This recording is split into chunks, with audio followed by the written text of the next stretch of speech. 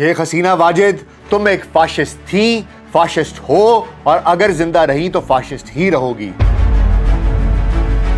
मासूम अवाम को गद्दार कहा, उनके मुनसिफाना मुतालबों को रद्द किया, उन पर लेबल लगाए, उन पर मुकदमे किए, उन पे गोलियां चलाईं, उनकी जानें ली। तुम बांग्लादेश की गद्दार हो। तुम्हारे खिलाफ इन 400 अफराद के कत्ल का मुकदमा दर्ज होना चाहिए क्योंकि उनकी जानों की तुम जिम्मेदार हो। तुम एक ऐसी नालायक औलाद हो जिसकी वजह से उसके बाप की इज्जत और उसके बने हुए मुजस्समे दोनों के परखच्चे उड़ गए।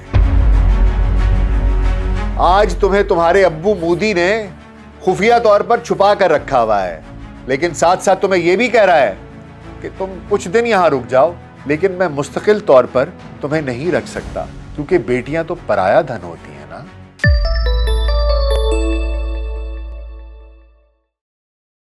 वीएलसी पॉडकास्ट में डॉक्टर नासिर बेग के साथ आपकी खिदमत में हाजिर हैं। सबसे पहले तो मेरा सलाम कबूल कीजिए।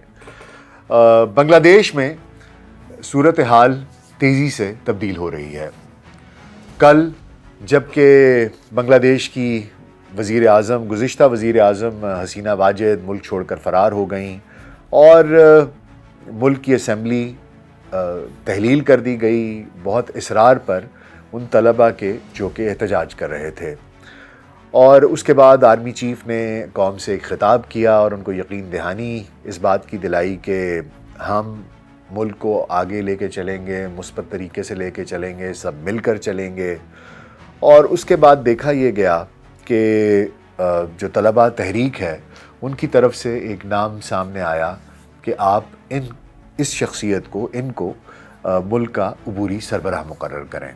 और उस शख्सियत का नाम था मोहम्मद यूनुस, प्रोफेसर डॉक्टर मोहम्मद यूनुस, जो कि नोबल इनाम याफ्ता हैं। और उनको अब ये ख्वाहिश पूरी कर दी गई है और बांग्लादेश में नोबल इनाम याफ्ता मोहम्मद यूनुस को मुल्क का अबूरी सरबराह मुकर्रर कर दिया गया है। 84 साल मोहम्मद यूनुस की अबूरी हुकूमत के चीफ एडवाइज़र के तौर पर तकर्री ऐसे वक्त में हुई है जब एक रोज़ कबल हसीना वाजिद कई हफ्तों से जारी बदअमनी के बाद मुल्क छोड़कर रवाना हो गई हैं। अगरचे प्रोफेसर यूनुस को माइक्रो लोन्स के इस्तेमाल पर सराहा जाता रहा है, लेकिन हसीना वाजिद ने उन्हें अवाम दुश्मन करार दिया और हाल ही में एक मकामी अदालत ने उन्हें सियासी मुहर्रकात पर मबनी केस में कैद की सज़ा भी सुनाई। मुजाहिरों की क़यादत करने वाले तालिब इल्मों का कहना था कि वो फ़ौज की क़यादत वाली हुकूमत को कबूल नहीं करेंगे और उन्होंने प्रोफेसर यूनुस को अबूरी इंतज़ामात की क़यादत करने पर जोर दिया था। प्रोफेसर यूनुस को चीफ एडवाइज़र नामज़द करने का फ़ैसला सदर मोहम्मद शहाबुद्दीन, फ़ौजी रहनुमाओं और तलबा रहनुमाओं के दरमियान होने वाली मुलाकात के बाद किया गया है। ये मुलाकात ऐवान सदर में मंगल के रोज़ 5 घंटे तक जारी रही, जिसमें कुछ बड़े सरमायाकार और बिजनेसमैन भी शामिल थे। वहीं प्रोफेसर मोहम्मद यूनुस का कहना था कि ऐसे मुश्किल मोड़ पर जब इतनी कुर्बानी देने वाले तलबा मुझे आगे कदम बढ़ाने का कह रहे हैं तो मैं इनकार कैसे कर सकता हूँ। उनके तर्जुमान ने बताया कि वो पेरिस से ढाका वापस आ रहे हैं, जहाँ उनका मामूली तिब्बी मुआयना किया जाएगा। 84 साल नोबल इनाम याफ्ता मोहम्मद यूनुस को, जो कि आलमी सतह पर गरीबों के बैंकर के तौर पर पहचाने जाते हैं, माइक्रो फाइनेंस कर्ज़ों का एक ऐसा निज़ाम कायम करने का क्रेडिट जाता है जिसकी मदद से लाखों अफराद को गुर्बत से निकालने में मदद मिली है। ये बैंक, जिसे प्रोफेसर यूनुस ने सन 1983 में शुरू किया था, गरीब लोगों को कारोबार शुरू करने के लिए छोटे और तवील मुद्दती कर्ज़े फराहम करता है। 2006 में डॉक्टर मोहम्मद यूनुस को इस काम के लिए नोबल अमन इनाम से नवाजा गया था। जहां दुनिया प्रोफेसर यूनुस की मद्दाह है, वहीं पीर को मुस्ताफ़ी होने वाली बांग्लादेशी वज़ीर आज़म हसीना वाजिद उन्हें आवाम दुश्मन समझती रही हैं। उन्होंने प्रोफेसर मोहम्मद यूनुस को बार बार गरीबों का खून चूसने वाला करार दिया और उनके ग्रामीण बैंक पर बहुत ज़्यादा शर्राए सूद वसूल करने का इल्ज़ाम भी लगाया। हसीना वाजिद के दौर में रवां बरस जनवरी में बांग्लादेश की एक अदालत ने मोहम्मद यूनुस को मुल्क के लेबर कवानीन की खिलाफ वर्जी करने पर 6 माह कैद की सज़ा सुनाई थी। प्रोफेसर यूनुस के हामियों का कहना है कि ये मामला सियासी मुहर्रकात पर मबनी है। بہت سے لوگوں کا خیال ہے کہ پروفیسر یونس کی جانب سے 2007 میں فوج کی حمایت یافتہ نگران حکومت کی بظاہر حمایت سے ایک سیاسی جماعت بنانے کی کوشش نے حسینہ واجد کو ناراض کر دیا تھا، خاص طور پر اس لیے کہ وہ اس وقت جیل میں تھی۔ محمد یونس نے بعد ازاں سیاسی جماعت بنانے کا ارادہ ترک کر دیا تھا اور کہا تھا کہ یہ ان کے بس کی بات نہیں ہے۔ اس وقت بنگلہ دیش بہت نازک موڑ پر ہے اور دیکھتے ہیں کہ ڈاکٹر محمد یونس اس تمام معاملے کو، ان تمام حالات کو کس طریقے سے سنبھالتے ہیں۔ دوسری جانب بنگلہ دیش کی افواج میں بھی کچھ اہم تبدیلیاں اور تقرریاں کی گئی ہیں، تو آئیے ان پر بھی ایک نظر ڈال لیتے ہیں۔ بنگلہ دیش کے inter services public relations ISPR کی جانب سے جاری کیے گئے بیان میں کہا گیا ہے کہ میجر جنرل ضیاء الحسن کو ملازمت سے برطرف کر دیا گیا ہے۔ میجر جنرل ضیاء الحسن مالکی وزارت داخلہ کے ماتحت ایک intelligence agency national telecommunication monitoring centre NTMC کے ڈائریکٹر جنرل تھے۔ National telecommunication monitoring centre NTMC agency کو ملکی صورتحال پر نظر رکھنے، ڈیٹا اکٹھا کرنے اور مواصلاتی مواد کو ریکارڈ کرنے کی ذمہ داری سونپی گئی تھی۔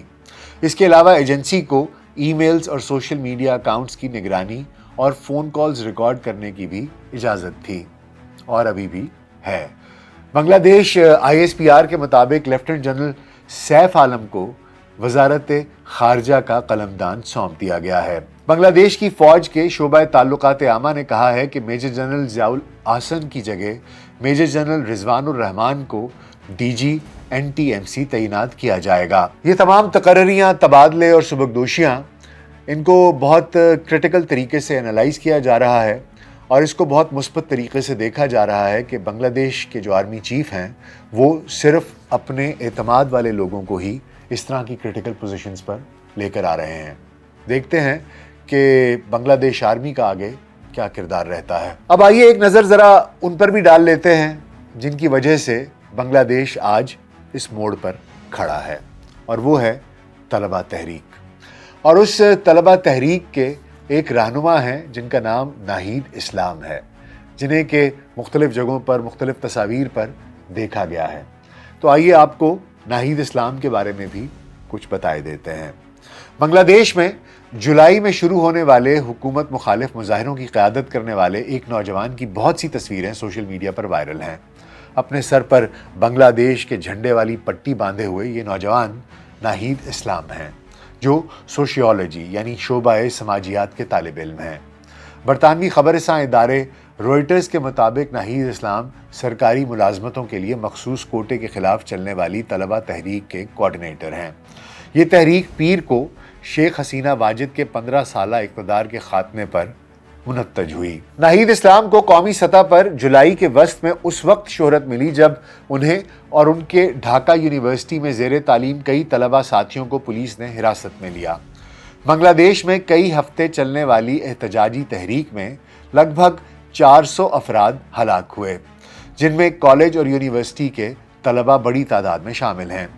اس تحریک کی شدت میں کافی حد تک کمی گزشتہ روز حسینہ واجد کے استعفے اور ملک چھوڑنے کے بعد آئی ہے۔ پیر کو ناہید اسلام نے صحافیوں سے گفتگو کرتے ہوئے کہا کہ ہم اس مقصد کے لیے جانے دینے والوں کے لہو سے غداری نہیں کریں گے۔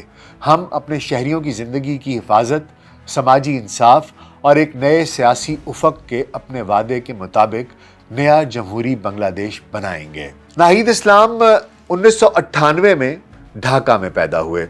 وہ شادی شدہ ہیں اور ان کا ایک چھوٹا بھائی ہے جس کا نام نقیب اسلام ہے۔ ان کے والد استاد ہیں جبکہ والدہ گھریلو خاتون ہیں۔ نقیب اسلام جغرافیہ کے طالب علم ہیں۔ نقیب نے اپنے بھائی ناہید کے بارے میں میڈیا سے بات کرتے ہوئے بتایا کہ ان کی قوت برداشت غیر معمولی ہے اور یہ کہ وہ ہمیشہ یہی کہتے ہیں کہ ملک کو تبدیلی کی ضرورت ہے۔ انہیں پولیس نے گرفتار کیا اور اس قدر تشدد کا نشانہ بنایا کہ وہ بے ہوش ہو گئے۔ اس کے بعد انہیں اسی حالت میں سڑک پر پھینک دیا گیا، لیکن اس کے باوجود وہ لڑتے رہے۔ ہمیں یقین ہے کہ وہ ہمت نہیں ہاریں گے۔ ہمیں ناہید پر فخر ہے۔ پرتشدد سیاسی رجحانات پر تحقیق کرنے والے کارنیل یونیورسٹی کے ایسوسیٹ پروفیسر سیرینا کریم نے پیر کو بنگلہ دیش کے لیے تاریخی دن قرار دیا۔ وہ کہتے ہیں کہ میرے خیال میں جنریشن زی کے زیر قیادت یہ پہلا انقلاب ہے۔ سننے والوں کو یہ بھی بتاتے چلیں کہ جن زی یا جنریشن زی کس کو کہتے ہیں۔ جنریشن زی ان لوگوں کو کہتے ہیں جو اس صدی میں پیدا ہوئے، اس ملینیم میں پیدا ہوئے، یعنی کہ 2000 کے بعد۔ اسی لیے اس انقلاب کو جن زی ریولوشن یا جنریشن زی کے زیر قیادت اس صدی کا پہلا انقلاب قرار دیا جا رہا ہے۔ اب جبکہ ڈاکٹر محمد یونس کی بات ہو گئی، بنگلہ دیش آرمی کی بات ہو گئی، طلبہ رہنما ناہید اسلام کی بات ہو گئی، تو ایسا کیسے ہو سکتا ہے کہ حسینہ واجد کی بات نہ ہو؟ تو آئیے دیکھتے ہیں کہ وہ کس حال میں ہیں اور کیا سوچ رہی ہیں۔ کہانی کچھ یوں ہے کہ بنگلہ دیش کی سابق وزیر اعظم شیخ حسینہ واجد، جو مستعفی ہونے کے بعد ایک فوجی ہیلی کاپٹر کے ذریعے ملک چھوڑ کر چلی گئی تھیں، انہیں برطانوی ویزے کے لیے درخواست دینی پڑ گئی ہے۔ شیخ حسینہ واجد گزشتہ 15 برس سے بنگلہ دیش پر حکومت کر رہی تھیں اور ملکی سیاست میں 20 سال سے زائد عرصے سے متحرک تھیں۔ بنگلہ دیش میں گزشتہ ماہ حکومتی ملازمتوں میں کوٹا سسٹم کے خلاف مظاہرے پھوٹ پڑے اور ان مظاہروں کے دوران سیکیورٹی فورسز کی فائرنگ سے اب تک 400 سے زائد افراد ہلاک ہو چکے ہیں۔ حسینہ واجد اپنی ہمشیرہ کے ہمراہ نئی دہلی پہنچی اور پھر برطانوی حکومت کو سیاسی پناہ کی درخواست بھیجی۔ شیخ حسینہ واجد کی ہمشیرہ شیخ ریحانہ برطانوی شہریت رکھتی ہیں اور برطانوی لیبر پارٹی کی رکن پارلیمنٹ ٹیولپ صدیق کی والدہ بھی ہیں۔ ذرائع کا کہنا ہے کہ بنگلہ دیش کی سابق وزیر اعظم حسینہ واجد کو تاحال برطانوی حکومت کے رد عمل کا انتظار ہے۔ دوسری جانب برطانوی وزیر خارجہ ڈیوڈ لیمی نے بنگلہ دیش میں ہونے والے پرتشدد مظاہروں کی اقوام متحدہ کے ذریعے تحقیقات کا مطالبہ کیا ہے، اور نہ صرف یہ مطالبہ کیا ہے بلکہ ان واقعات کو المناک قرار دیا ہے۔ ایک بیان میں ان کا کہنا تھا کہ تمام فریقوں کو تشدد کے خاتمے، امن و امان کی بحالی اور انسانی جانوں کے مزید ضیاع کو روکنے کے لیے مل کر کام کرنا چاہیے۔ برطانوی وزیر خارجہ کا یہ بھی کہنا تھا کہ بنگلہ دیش کے عوام اس بات کے مستحق ہیں کہ گزشتہ چند ماہ کے دوران ہونے والے واقعات کی اقوام متحدہ کے زیر نگرانی مکمل، آزادانہ اور منصفانہ تحقیقات کرائی جائیں۔ بنگلہ دیش میں ہونے والے مظاہروں اور وزیر اعظم شیخ حسینہ واجد کے استعفے پر برطانیہ اور انڈیا کی حکومتوں کی جانب سے تاحال سرکاری طور پر کوئی بیان جاری نہیں کیا گیا، اور وہ بھی کیسے؟ اپنے بچے کو کوئی کیسے ہی کچھ کہہ سکتا ہے۔ خیر، پیر کو وائٹ ہاؤس کے ترجمان نے ایک بیان میں کہا تھا کہ امریکہ نے بنگلہ دیش میں جمہوری حقوق کا احترام کرنے کا مطالبہ کیا ہے اور ہم چاہتے ہیں کہ عبوری حکومت کی تشکیل جمہوری ہو اور اس میں تمام جماعتوں کی نمائندگی ہو۔ ہم تحمل کا مظاہرہ کرنے پر بنگلہ دیشی فوج کے کردار کو بھی بہت سراہتے ہیں۔ اور یہاں آپ کو یہ بھی بتاتے چلیں کہ امریکہ نے نہ صرف یہ بیان دیا ہے بلکہ انہوں نے شیخ حسینہ واجد کی ویزے کی درخواست کو نامنظور بھی کر دیا ہے۔ دوسری طرف شیخ حسینہ واجد کے استعفے پر تبصرہ کرتے ہوئے یورپین یونین نے بنگلہ دیش کی نئی حکومت کو پرامن طریقے سے اقتدار کی منتقلی پر زور دیا ہے۔ شیخ حسینہ واجد اس وقت بھارت میں ہیں، انڈیا میں ہیں، کیونکہ انہی کا بچہ تھیں، انہی کی زبان بولتی تھیں، اور انہوں نے اپنے پورے دور اقتدار میں صرف پاکستان کی نفرت کو ہی پنپنے دیا۔ انہوں نے یہ کارڈ بار بار کھیلا کہ میں شیخ مجیب الرحمان کی بیٹی ہوں۔ انہوں نے پاکستان سے نفرت کا کارڈ کھیلا۔ انہوں نے اپنے ہی ملک کے لوگوں کو جنہوں نے اپنا حق مانگا ان کو غدار کہا، ان کو پاکستان کا ایجنٹ کہا، ان کو گالیاں دیں، ان کے مسائل نہیں سنے۔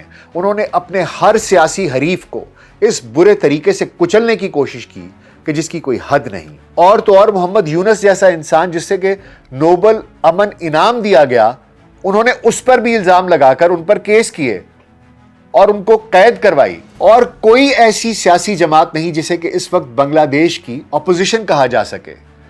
حالات ایسے ہوں تو ایسے ہی حالات کو فاشزم کہتے ہیں اور ایسے ہی رولر کو فاشسٹ کہتے ہیں۔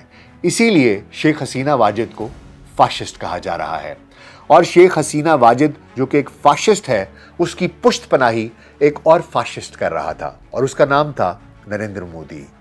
نریندر مودی کی شہ پر شیخ حسینہ واجد اپنے ہی لوگوں پر ظلم کرتی رہی، ان کے ساتھ ناانصافی کرتی رہی، اپنے ملک کا پورا پولیٹیکل سسٹم تاراج کر دیا، اور آج اس کے ساتھ وہ ہوا کہ پوری دنیا میں اسے چھپنے کو جگہ نہیں مل رہی۔